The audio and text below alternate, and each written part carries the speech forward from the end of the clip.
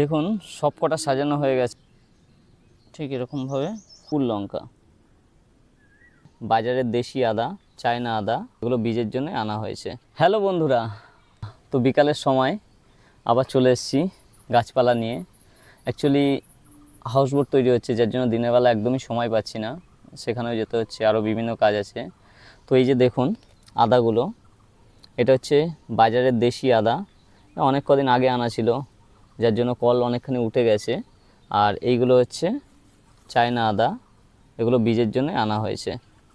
তো যাই হোক, ফার্স্টে আদাগুলো জাগ দিয়ে নেব, এবং তারপর এই যে দেখুন বিভিন্ন রকম লঙ্কা আছে, ক্যাপসিকাম আছে, সেইগুলোর এই কলার উপর বীজ ওঠাবো, অতি অবশ্যই দেখাবো।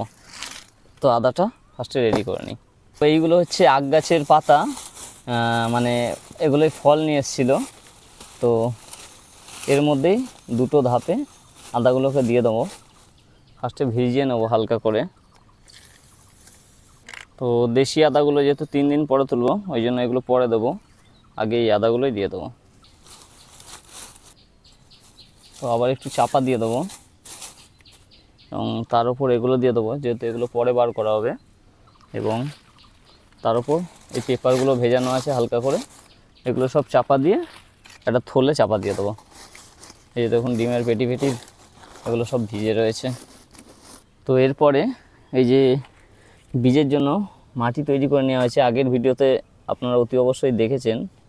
এবং হালকা করে মাটি দিয়ে তার উপর কীভাবে কলার ওপর আমরা বীজ রোপণ করি সেটাই দেখাবো। তো এই যে মাটি ভরে নিয়েছি, এরকম আরও ভরে নিয়েছি। এরপরে কলাগুলোকে কেটে নিতে হবে লম্বা লম্বা করে।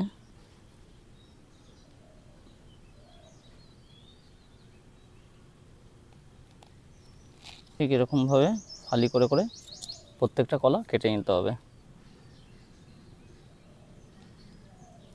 ঠিক এইভাবে সাজিয়ে নেবেন। তো তিনটেই দেখুন রেডি হয়ে গেছে। তো 3 রকম লঙ্কা আছে, ফার্স্টে 3 রকম লঙ্কায় দিয়ে নেব। তো সবার প্রথমে দেখুন ক্যাপসিকামগুলো আছে, ক্যাপসিকামগুলো দিয়ে নেব। তো এই হচ্ছে ক্যাপসিকামের বীজ, একটু দূরে দূরেই দিয়ে নিতে হবে।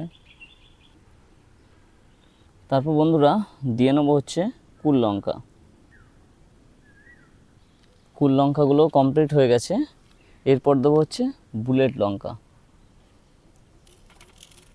তো বুলেট লঙ্কা বার করে নিয়েছি। বুলেট লঙ্কা একটাই আছে, যার জন্য অল্প করেই দেব, গাছ হলে আবার আস্তে আস্তে দেওয়া যাবে। কমপ্লিট বুলেট লঙ্কা।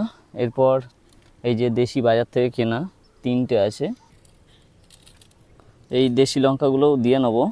এটা অত সাজাতে পারবো না, কারণ অত সময় নেই, এর জায়গা অনেক কটা করে নিয়েছি, তো এরকম দিয়ে দেবো। দেখুন সব কটা সাজানো হয়ে গেছে একদম। এবার অল্প অল্প করে মাটি দিয়ে আমরা ঢেকে দেবো, ঠিক এরকমভাবে,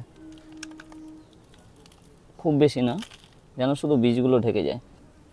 তো এরকম ঢেকে দিলেই হবে। তো এরকমভাবে প্রত্যেকটাই ঢেকে নেব।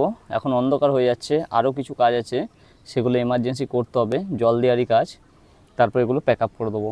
তো এরপর শুধু এইভাবে জাস্ট জল দিয়ে নেবো। আমি দেখিয়ে নিই আপনাদের, তাড়াহুড়োর মধ্যে আছি বলে।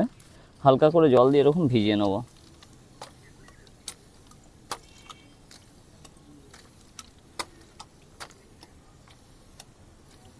ব্যাস, ঠিক এরকমভাবে আপনারাও ভিজিয়ে নেবেন।